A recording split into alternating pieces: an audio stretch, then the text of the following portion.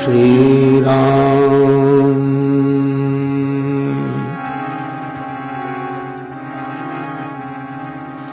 वर्णानामर्थसंघानाम रसानां छन्दसामपि मंगलानां च कर्तारो वन्दे वाणी विनायकौ। वन्दे विदेहतनया पदपुण्डरीकम्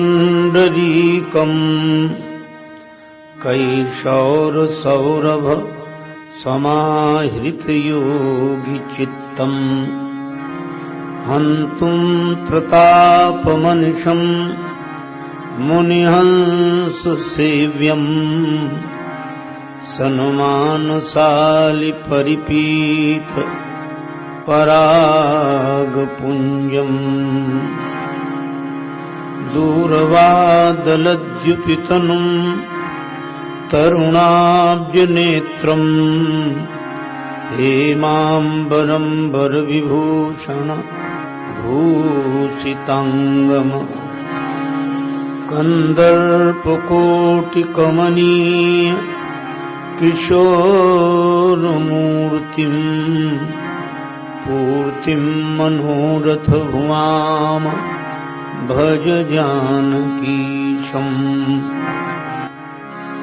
यत्र यत्र रघुनाथ कीर्तनम् तत्र तत्र कृतमस्तकाञ्जलिम् बाष्पवारि परिपूर्णलोचनम् मारुतिं नमत राक्षसान्तकम्। गंगातरंगरमणीय जटाकलापम् गौरी निरंतर विभूषित वामभागम् नारायण प्रियमनंग मदापहारम् वाराणसी पुरपतिम् भज विश्वनाथम्।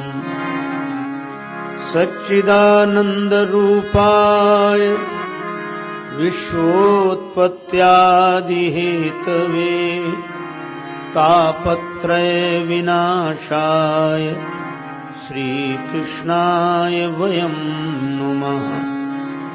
श्री गुरुचरण सरोज रज निज मन मुकुर सुधार वर्णौ रघुवर विमल यश जोदायक फलचारि।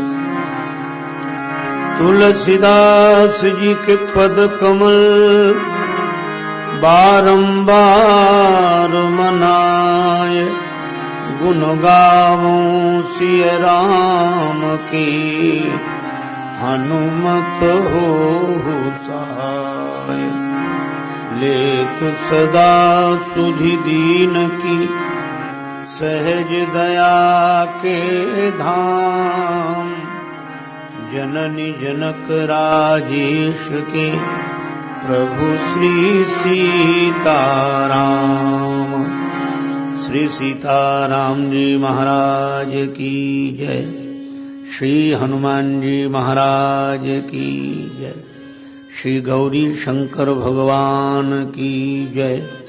श्री राधा कृष्ण भगवान की जय।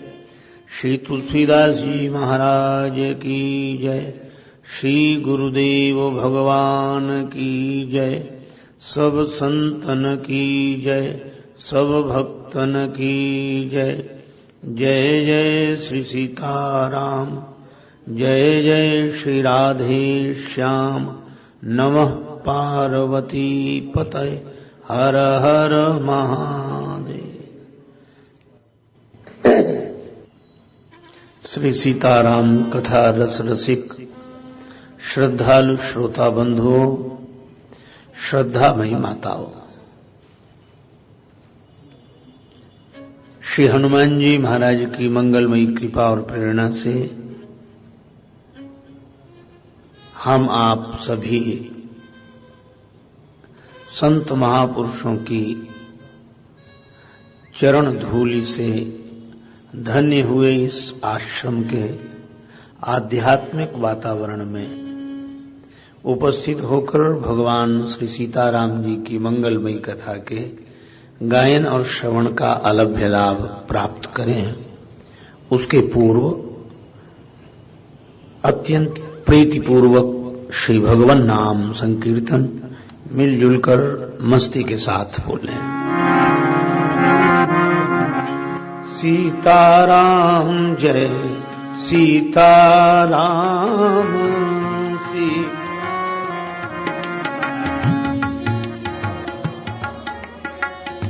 सीताराम जय सीताराम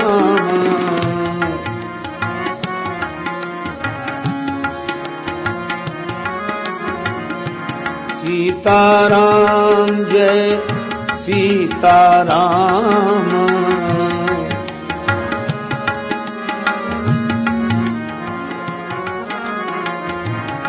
सीताराम जय सीताराम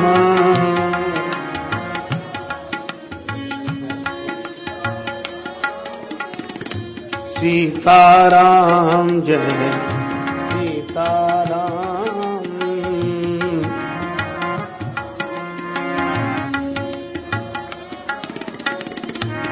सीताराम जय सीताराम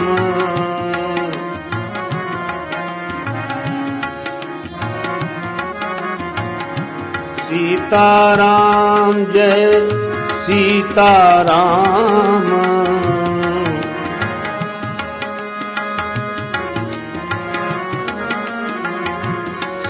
सीताराम जय सीताराम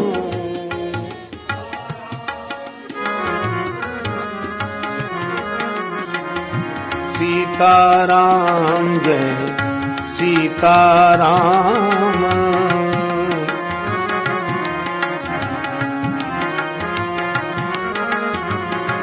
मंगल भवन अमंगल हारी मंगल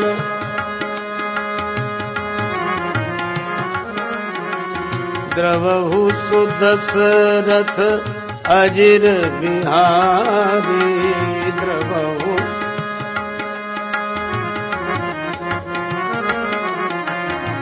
सीताराम जय सीताराम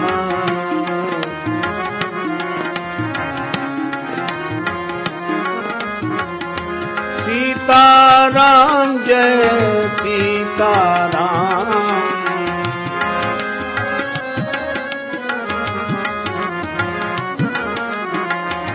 सीताराम जय सीताराम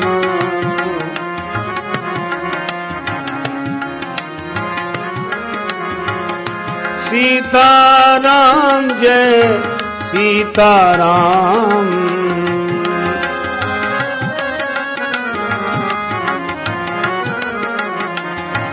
सीताराम जय सीताराम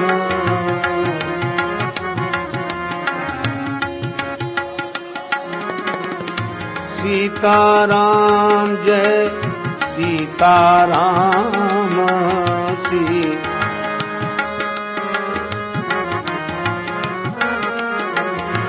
सीताराम जय सीताराम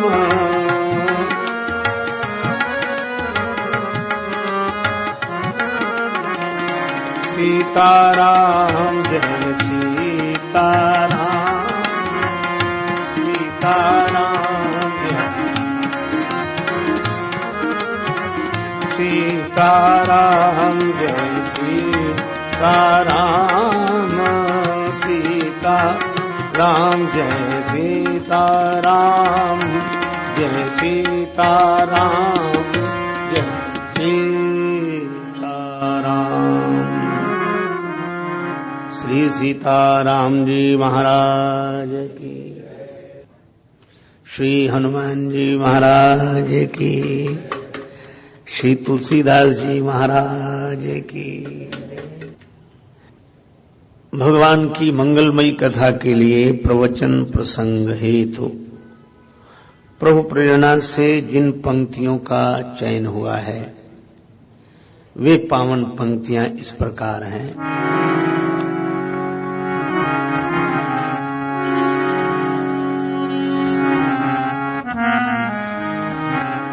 जब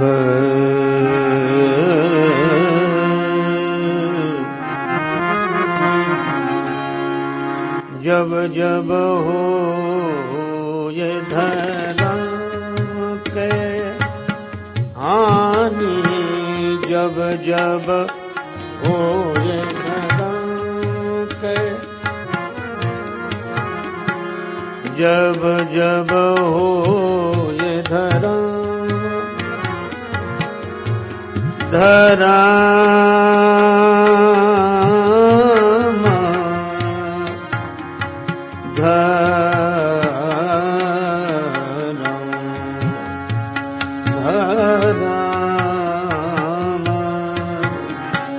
जब जब हो ये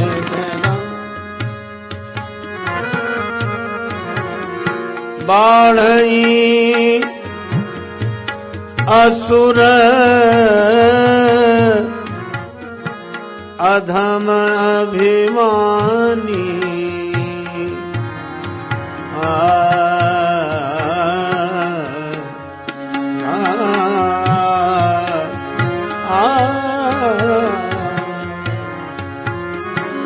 करही अनीति जाई नहीं बरनी, सीधही विप्र धैनु सुर धरनी, तब तब धरि हरि तब तब प्रभु धरि विविध शरीरा, हरहि कृपा निधि सज्जन पीरा, हरहि कृपा निधि सज्जन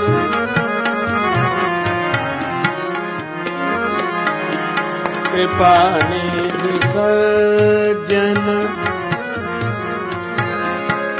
असुर मारि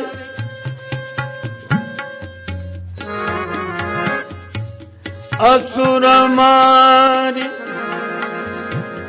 थापई, सुरन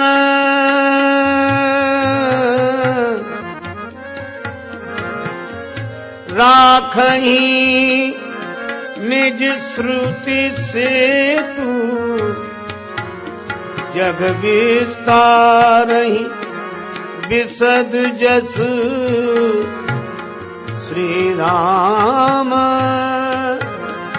जन्म कर हे तू, जब जब हो ये धर्म के हानि, जब जब हो ये धर्म के हानि, जब जब हो ये धर्म के, जब जब हो ये धर्म हो ये धर्म के, हो ये धर्म।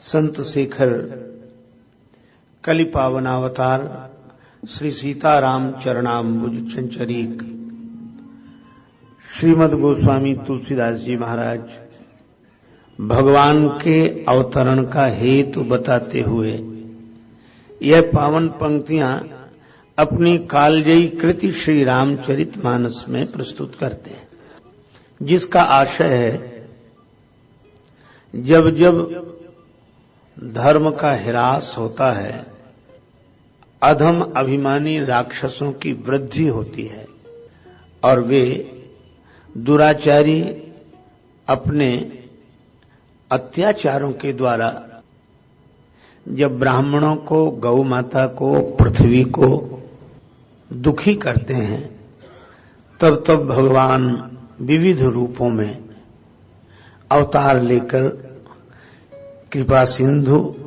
श्री हरि सज्जनों की पीड़ा का निवारण करते हैं। राक्षसों का अंत करके, देवताओं की स्थापना करके, वेद परंपरा का जो सेतु है, जो साधक को संसार सिंधु में डूबने से बचाता है, भगवान उस सेतु का संरक्षण करते हैं और उनके इस पावन कृत्य का, स्वयं का जगत में विस्तार होता है। यह भगवान के जन्म का हेतु है, क्योंकि उस स्वयं का गायन श्रवण करके लोग सहज ही भव सिंधु से पार होते हैं। धर्म की हानि, जैसे सर्वत्र यह बात कही गई है, स्वधर्मे निधनम श्रेयो परधर्म भयावह, भगवान श्री कृष्ण का वचन है। स्वधर्म, तो धर्म से यहां आशय है कि यदि हम मानव हैं तो मानवता हमारा धर्म है, और कोई आकृति से मानव हो और प्रकृति से दानव हो जाए तो वह धर्म से भ्रष्ट हो गया। ब्राह्मण है तो ब्राह्मणत्व धर्म है, क्षत्रिय है तो क्षत्रियत्व धर्म है। हम जो हैं, यदि हम गुरु हैं तो गुरु का भी धर्म है, शिष्य हैं तो शिष्य का भी धर्म है, माता पिता हैं तो माता पिता का भी धर्म है, संतान है तो संतान का भी धर्म है। हमारा होना ही यह सिद्ध करता है कि हम अगर कुछ हैं तो कोई ना कोई हमारा धर्म है। पर कठिनाई तब होती है जब हम तो होते हैं पर हमारा धर्म हम में नहीं होता। गुल में गर निगहत नहीं तो कुछ नहीं, दिल में गर उल्फत नहीं तो कुछ नहीं, आदमी में हजार जौहर हो तो क्या, आदमियत नहीं तो कुछ नहीं। आप इस दृष्टि से विचार करें तो रावण में इतनी विशेषताएं हैं जो अन्यत्र दुर्लभ हैं। एक सज्जन व्यंग में कह रहे थे, वे किसी की कार में बैठकर यात्रा कर रहे थे। कार पुरानी थी तो जिन्होंने वह कार उनकी सेवा में भेजी थी, उन्होंने उनसे फोन करके पूछा कि जो कार भिजवाई है कैसी है, कोई आपको असुविधा तो नहीं? तो उन्होंने कहा क्या कहना, तुम्हारी कार बहुत अच्छी है, इसमें हॉर्न छोड़कर सब कुछ बजता है, जो बजना चाहिए वही नहीं बजता, बाकी सब बजता है। अब आप उस कार की कल्पना कीजिए जिसका हॉर्न छोड़कर बाकी सब कुछ बजता हो। बस ऐसा ही प्रकार रावण का था, उसमें सारी विशेषताएं थी, केवल धर्म छोड़कर, धर्म छोड़कर सब कुछ था। और उसने प्रयास भी यही किया कि कोई धर्मात्मा न रहे, कोई धर्म का पालन करने वाले न रहे।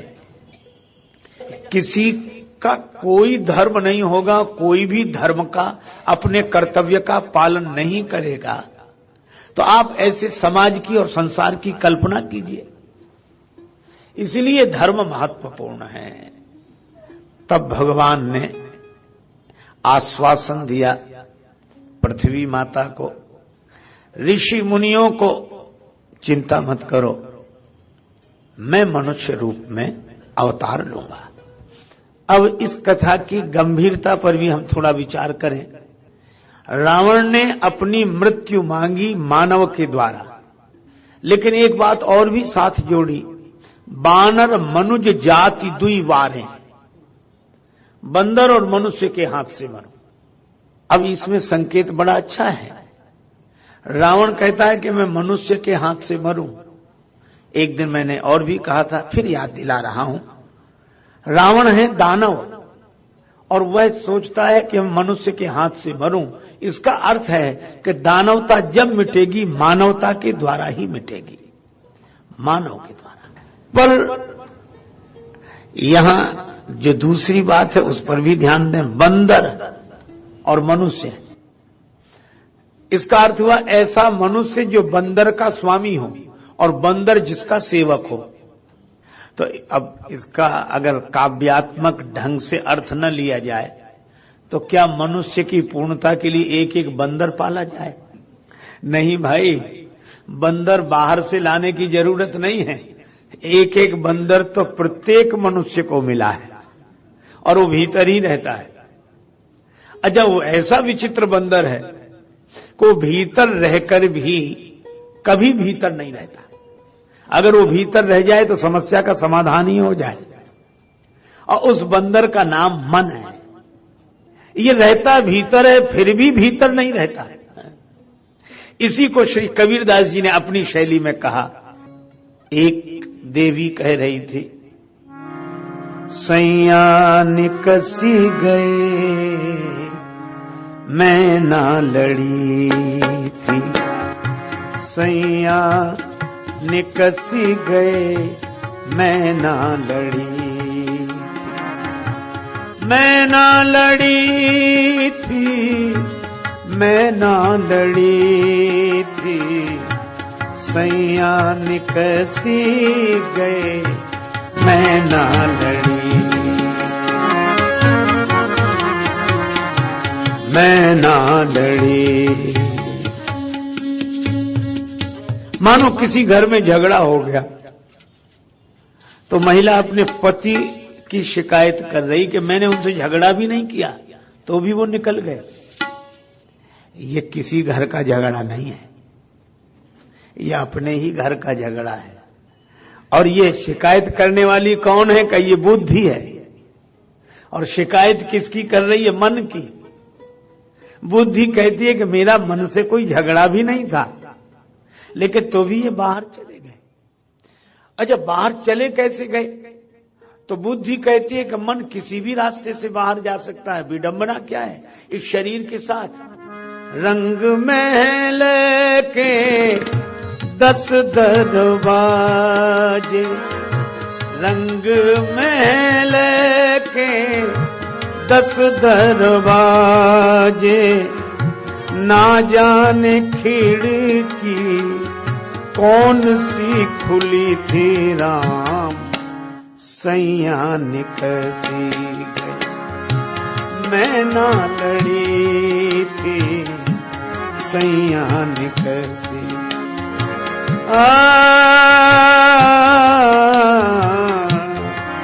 ओ सैया निकसी मैं ना लड़ी थी, सैया निकसी। 10 दरवाजे, और सचमुच शरीर के ही तो 10 दरवाजे हैं। गीता में कहा 9 द्वारे पूरे देहि, 9 द्वार हैं, लेकिन 10वां द्वार है वो बंद है, ब्रह्मरंध्र।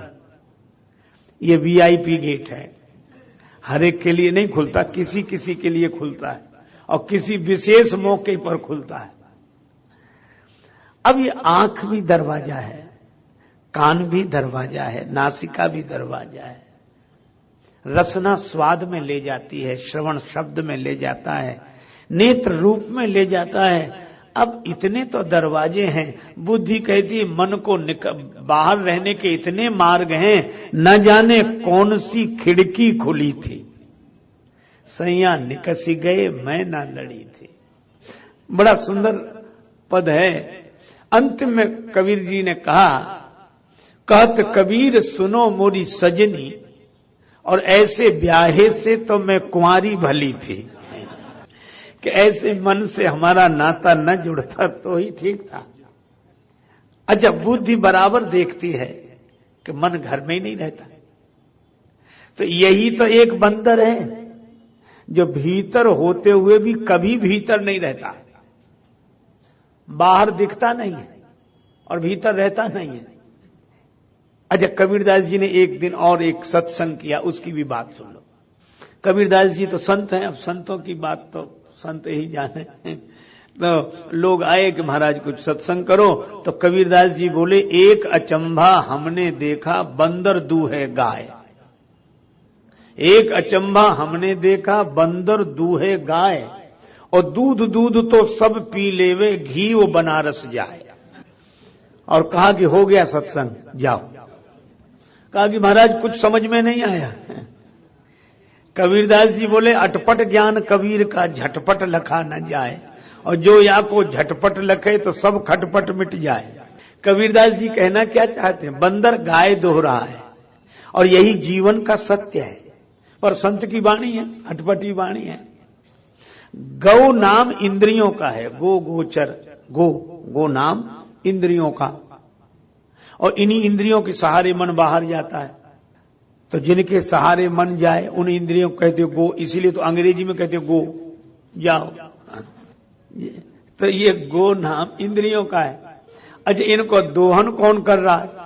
बंदर, मन इन इंद्रियों का दोहन कर रहा है, इनकी शक्ति दोह रहा है। आंख कहती है कि अब हम देखते देखते बहुत पुराने पड़ गए, अब हम नहीं देख सकते। मन कहता है तुम थक गए होगे, हम थोड़े ही थके। तो आंख बोली अब नहीं दिखता, क्या करें? कि चश्मा लगाओ पर देखो। अच्छा, चश्मा भी लगा लिया, अब देखते देखते थक गए, अब आराम करें, थोड़ी देर और देखो, थोड़ी देर और देखो। कान कहता कब तक सुने, मन कहता तुम थके होगे, हम नहीं थके। रसना स्वाद लेते लेते थक जाए, मन कभी तृप्त नहीं होता।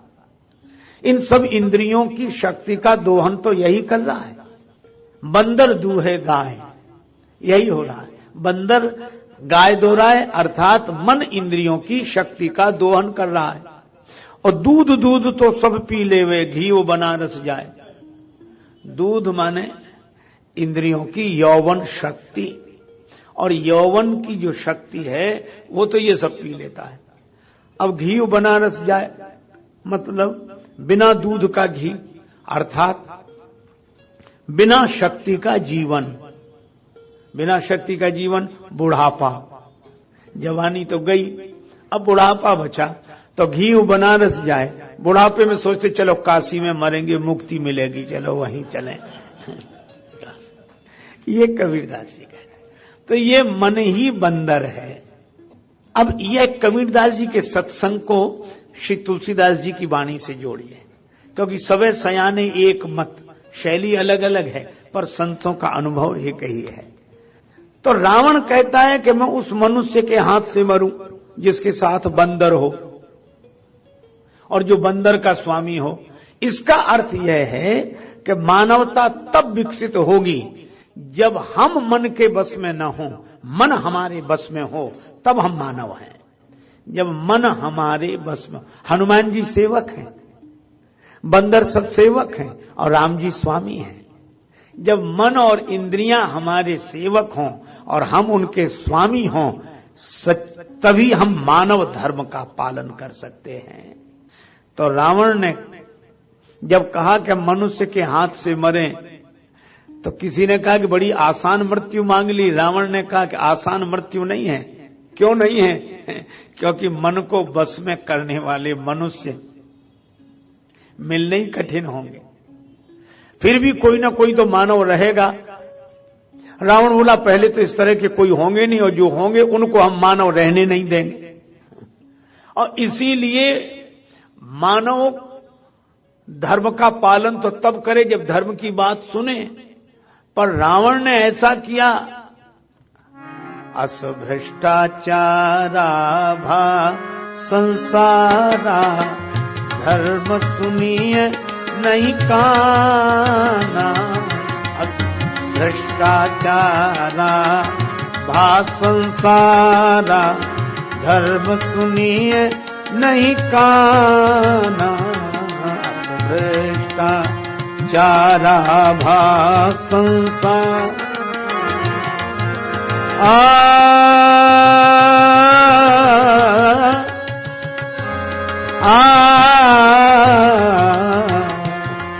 अस भ्रष्टाचारा भा संसारा धर्म सुनिए नहीं काना।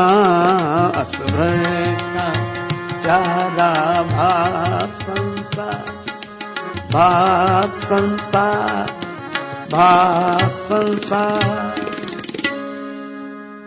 अब ऐसा भ्रष्टाचार हुआ। अच्छा देखो, मैं आपसे एक निवेदन करूं। आज सब लोग इस चेष्टा में हैं कि व्यक्ति को बदलो। लोग कहते आदमी को बदलो, आदमी को बदलो, और इसीलिए आदमी आदमी के पीछे पड़ा है बदलने के लिए, पर दूसरे को ही सब बदलना चाहते हैं। अपने पर तो ध्यान ही नहीं जाता, दूसरे को ही बदलना चाहते हैं। पर मैं आपको एक बात कहूं कि जैसे आप किसी से कहिए कि थोड़ा कांपने लगो, और वो कहेगा कि हम का कोशिश करो, तो हो सकता आप सिखाएं तो थोड़ा कांपने लगे, लेकिन कब तक कांपेगा? फिर बंद कर देगा, फिर आप अरे कांपो, तो उसका कंपन स्वाभाविक नहीं होगा। आप कहोगे, याद दिलाओगे तो कांपने लगेगा, फिर बंद हो जाएगा, फिर कांपेगा, फिर बंद हो जाएगा। और दूसरे तरह से सोचें कि जिस आदमी को आप बार बार कांपने की याद दिलाते हो तो थोड़ी देर कांपता है, फिर रुक जाता है, फिर याद दिलाते हो, फिर कांपने लगता है, फिर। अच्छा, अब आप ऐसे सोचो कि जनवरी की सर्दी आ जाए और कोई इंतजाम ना हो, सिखाना पड़ेगा कि आदमी अपने आप कांपने लगेगा, फिर कांपने की याद दिलाने पड़ेगी कि कांपो, वह तो अपने आप कांपेगा। बल्कि आप रोकोगे कि मत कांपो, कहते कोई हमारे हाथ में कि हम ना कांपें।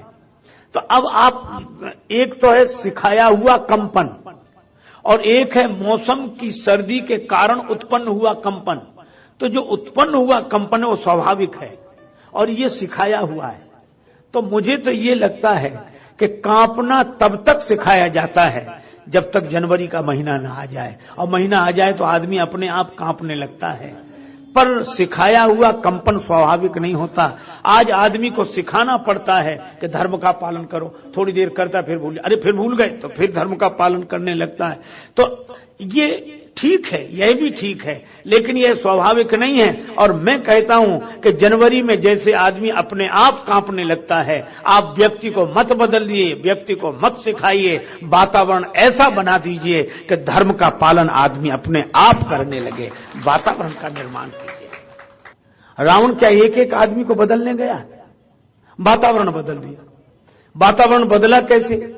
यज्ञ बंद करा दिए, जहां सुने यज्ञ की बात स्वयं जाके नष्ट कर दे, यज्ञ कराने वालों को न रहने दिया, यज्ञ वातावरण ही परिवर्तित कर दिया। अब ऐसी स्थिति में कौन मानव का आचरण करे? दुखी सब हैं, लेकिन मजबूरी सबकी है। अच्छा, जनवरी की सर्दी आए तो दुबले पतले आदमी को लगती है, लेकिन भले ही कम लगे, पहलवान को भी लगती है कि नहीं? असर उस पर भी पड़ता थोड़ा बहुत, वह भी। तो रावण ने ऐसा अधर्म का वातावरण बना दिया कि बड़े बड़े धर्मात्मा भी अपनी जगह से थोड़े बहुत तो हिलने ही लगे। तब मनुष्य बनकर रहना कठिन हो गया। लेकिन भगवान ने कहा कि मैं मनुष्य रूप लेकर आऊंगा। इसका अर्थ क्या?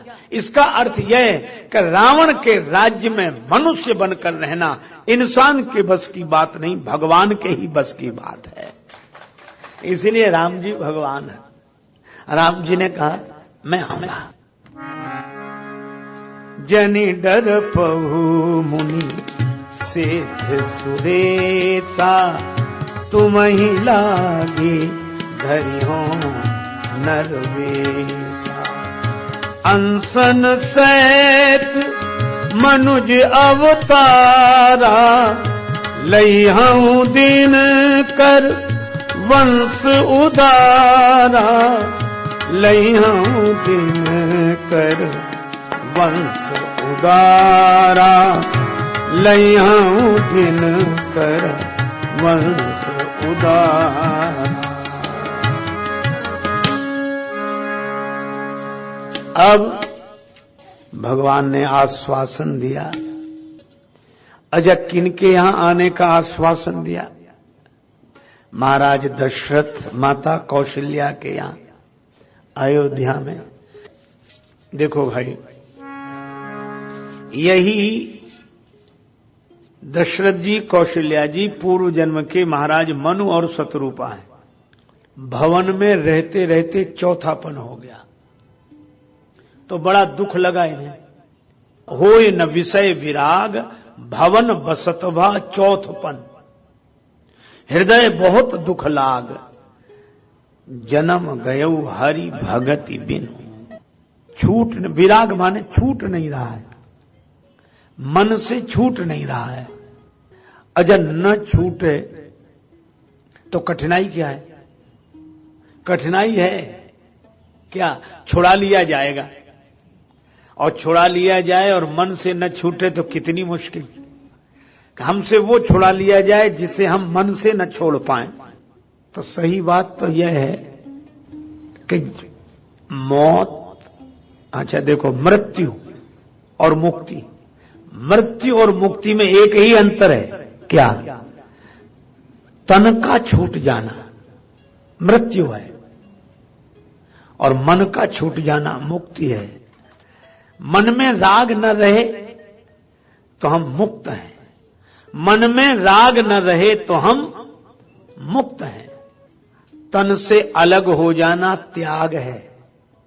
प्राणी पदार्थ से तन से अलग हो जाना त्याग है, मन से असंग हो जाना वैराग्य है।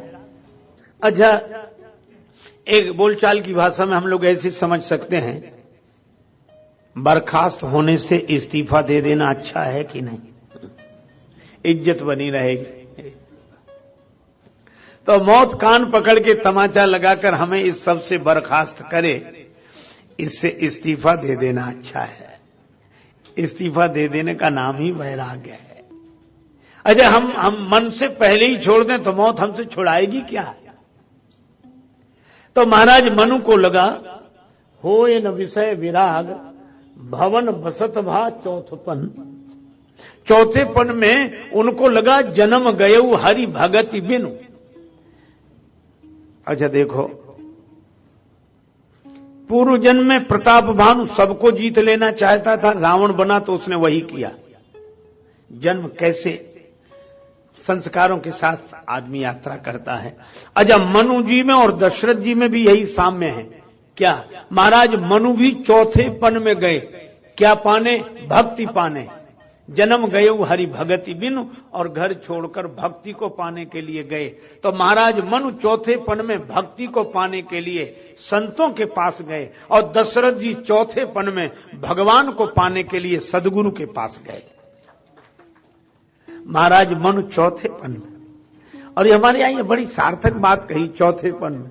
इसका अर्थ है कि चलो और नहीं तो कम से कम चौथेपन में तो, जैसे रात के चौथे पहर में जाग जाते हैं, रात बीतने के पहले जाग जाना, ये चतुर्थ पहर का जागरण है। और जिंदगी रहते हुए जाग जाना, ये चौथेपन का जाग जाना है।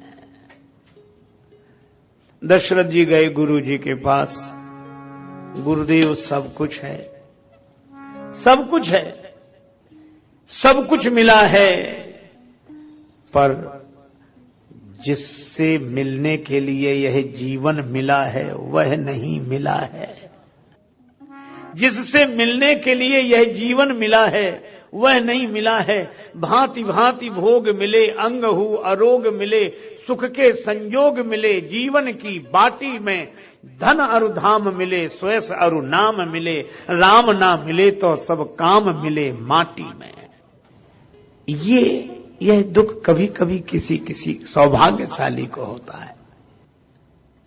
भगवान नहीं मिले तो गए कहां?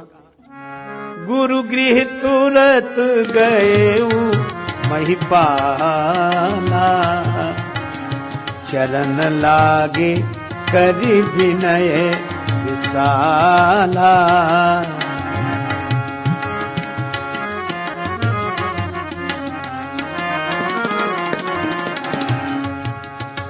निज दुख सुख सब गुरु ही सुनाए, कहे वशिष्ठ बहु विधि समुझाए।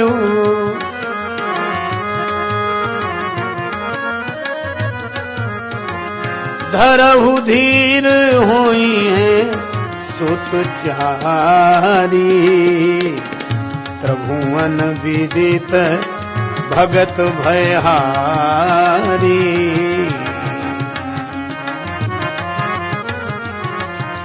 हारी देखो भाई, हमारे यहां विभागों का बंटवारा हो गया है। कई बार लोग कहते हैं कि सरकार को इतना बड़ा देश चलाना है तो अलग अलग विभाग बांटती है। आपकी यह समस्या है तो उसके पास जाओ, यह समस्या है तो उसके पास जाओ। ऐसे ही हमारे यहां देवताओं के विभाग बटे हुए हैं।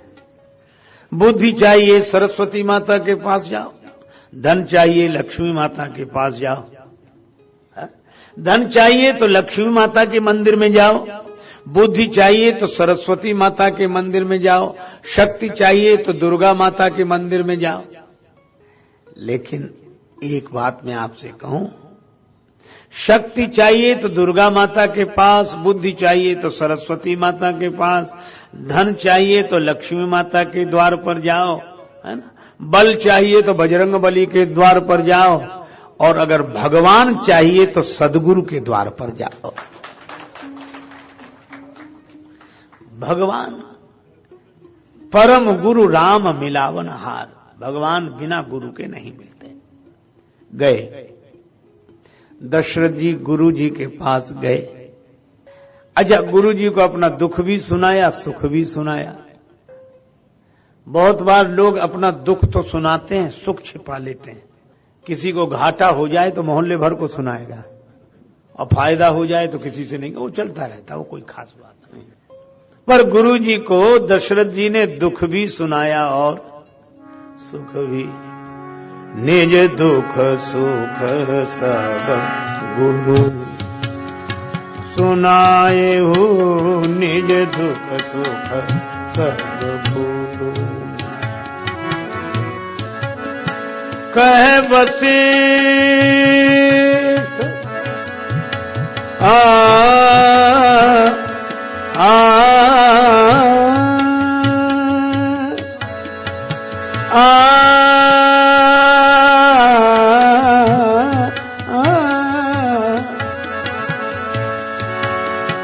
कह वशिष्ठ बहुविध समुझाए हूँ।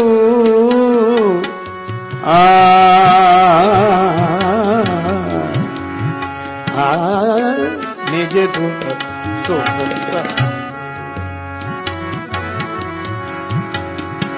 निज दुख सुख निज दुख सुख सब गुरु सुनाए वो, निज दुख सुख सब गुरु।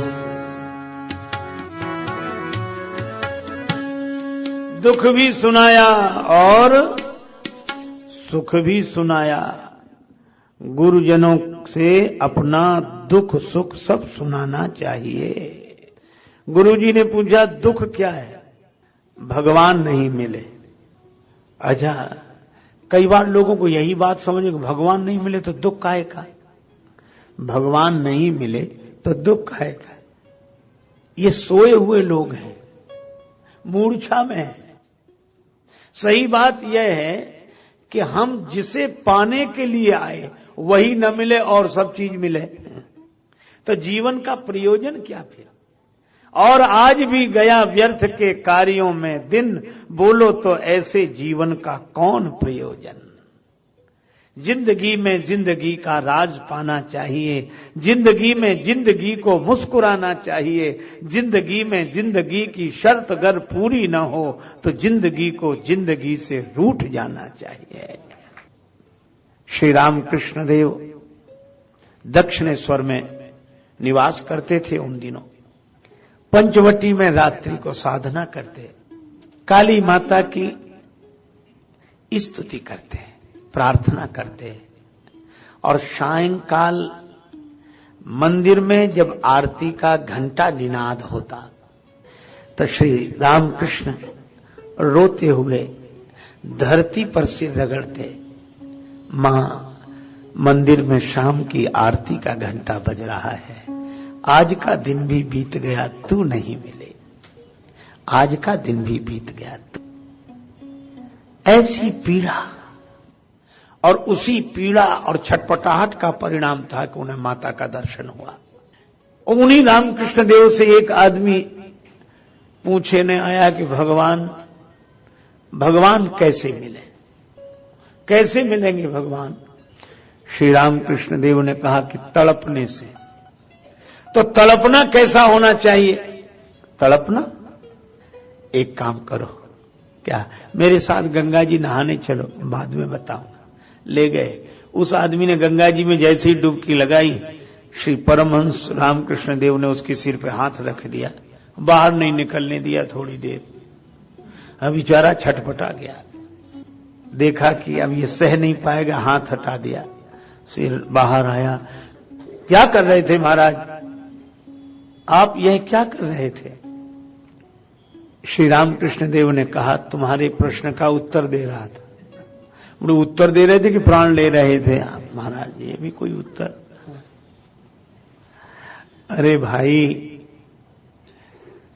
तुमने पूछा था ना कि छटपटाहट कैसी हो, बस जैसे जल से बाहर निकलने की तुम्हें छटपटाहट हो रही थी, ऐसी ही छटपटाहट जिस दिन भगवान को पाने के लिए होगी उसी दिन वो मिल जाएंगे।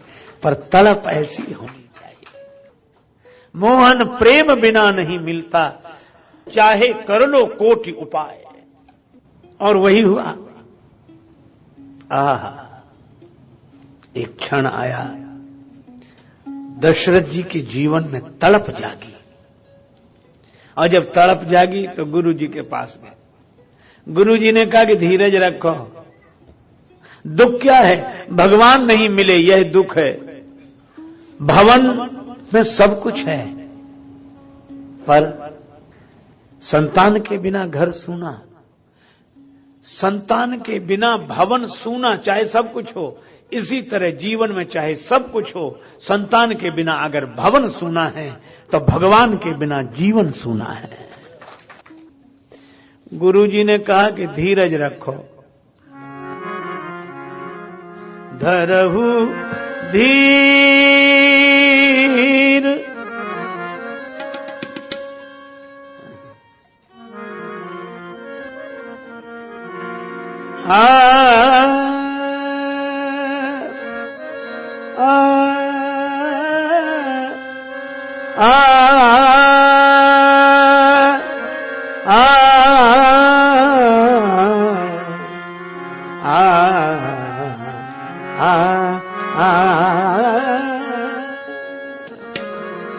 धरहु धीर हुई है सुखचारी, धरहु धीर, धरहु धीर, धरहु धीर, धीर धीर, धरहु धीर,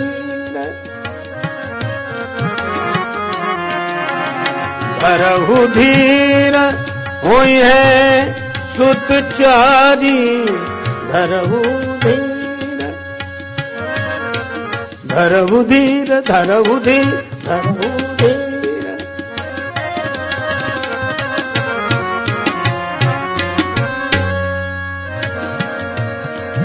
त्रिभुवन विदित भगत भयहारी, भयहारी,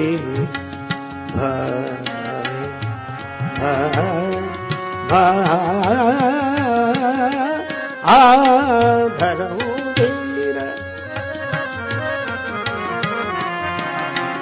धरहु धीर धरहु धीर धरहु धीर। गुरु जी ने कहा धीरज रखो। दुख क्या है? भगवान नहीं मिले, यह दुख है। तो गुरु जी ने कहा कि यहां आ गए तो भगवान तो नहीं मिले, पर सुख क्या मिल गया? सुख क्या मिल गया? सुख भगवान नहीं मिले ये दुख है, पर भगवान से मिलाने वाले गुरु मिल गए, यह सुख है। भगवान से मिलाने वाले गुरुदेव मिल गए, यह सुख है। गुरु जी बोले धीरज रखो। और कब तक धीरज रखें महाराज? चौथापन आ गया। एक सज्जन एक भजन गाते थे, मुझे बहुत प्रिय लगा वो भजन। वो बिना साजवाज के गाते थे, क्योंकि उनकी आवाज ही ऐसी थी कि वो अपना मस्त थे। तो मैं उनसे वो भजन बराबर सुनता था। वो ऐसे ही गाते थे, न चंचल सदा जिंदगानी रहेगी, न राजा रहा है न रानी रहेगी। ये भजन सुनाते थे।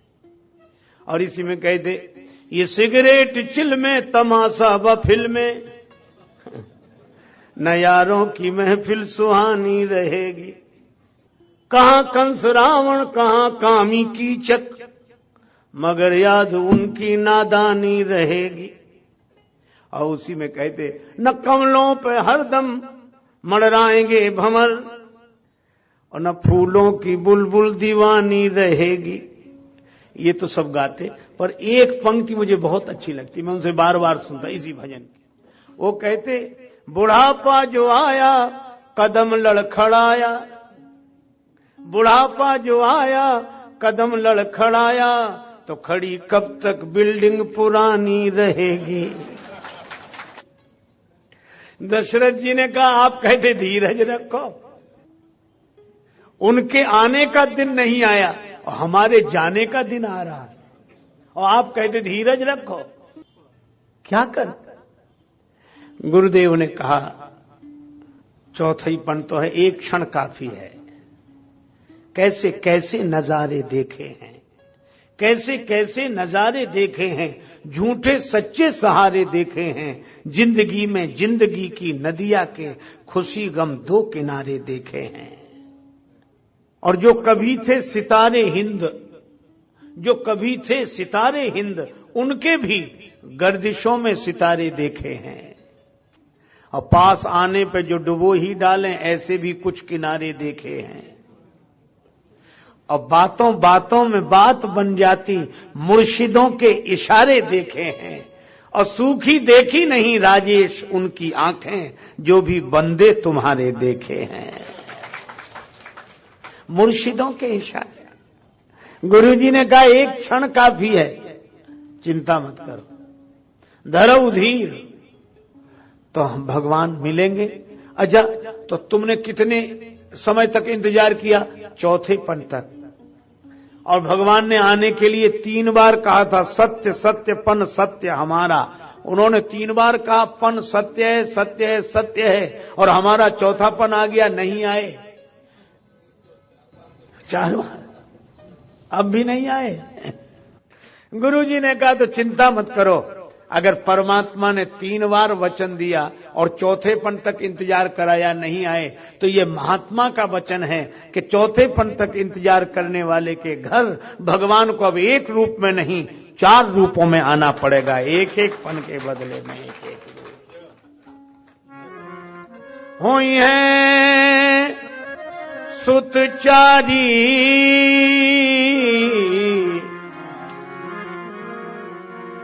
चारी चारी चारी।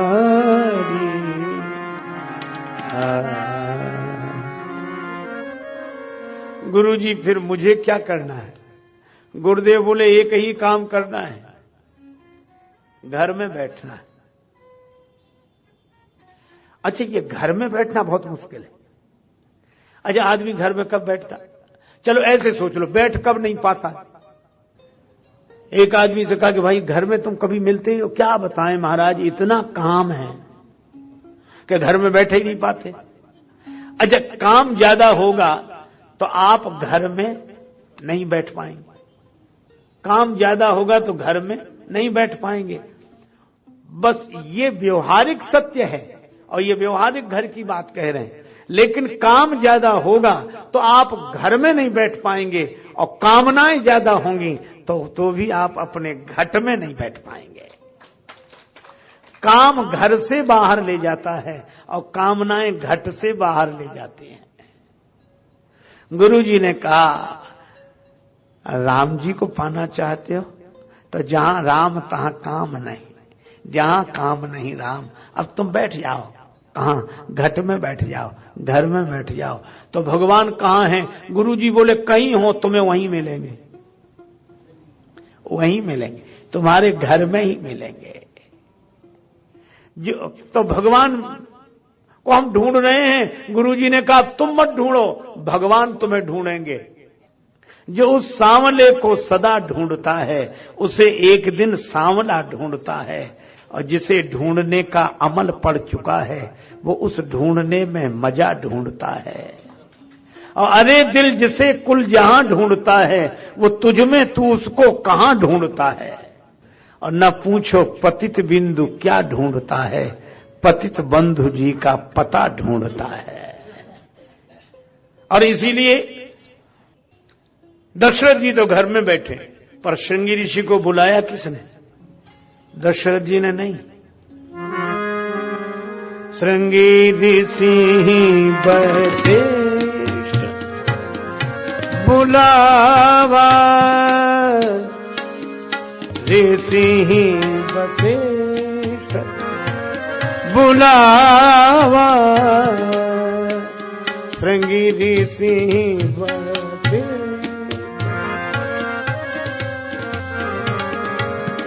पुत्र काम शुभ यज्ञ करावा, श्रृंगी ऋषि वशिष्ठ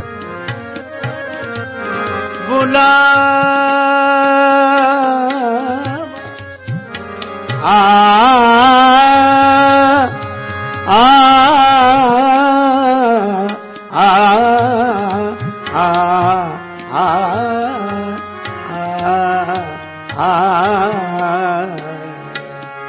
ऋषि वशिष्ठ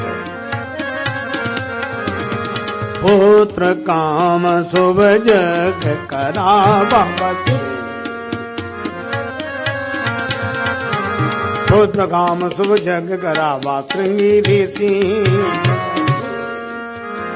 वशिष्ठ जी ने बुलाया श्रृंगी ऋषि को, यज्ञ हुआ। कथा से आप परिचित हैं। देखो किन परिस्थितियों में भगवान आते हैं इसका वर्णन हो रहा है। अधर्म बढ़े तो धर्म की स्थापना के लिए भगवान आते हैं। और किसके यहां आते हैं? जो गुरुदेव के यहां जाते हैं उनके यहां भगवान आते हैं। जो गुरुदेव के दर पर जाते हैं भगवान उनके घर पर आते हैं। यज्ञ हुआ, अग्निदेव प्रकट हुए, हवि का प्रसाद लेकर। महाराज इस हवि का वितरण कर दो। ए हवि बांट देहु नृप जाई, जथा जोग जही भाग बनाई। दशरथ जी ने कहा अग्निदेव बड़ी कृपा, हमारे चाहने से आप प्रकट हो गए। ऐसा मत सोचो, आपके चाहने से हम प्रकट नहीं हुए, फिर आपके गुरुदेव के चाहने से। जो वशिष्ठ निज हृदय विचारा, वशिष्ठ जी ने जो हृदय में विचार किया, संकल्प सदगुरु का, कल्याण शिष्य का, और वही हुआ। हवि का वितरण किया गया।